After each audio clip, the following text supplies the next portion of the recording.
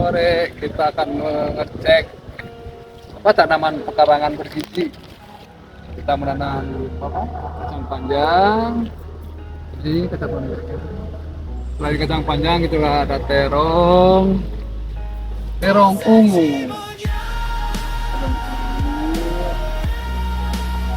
Kita menanam.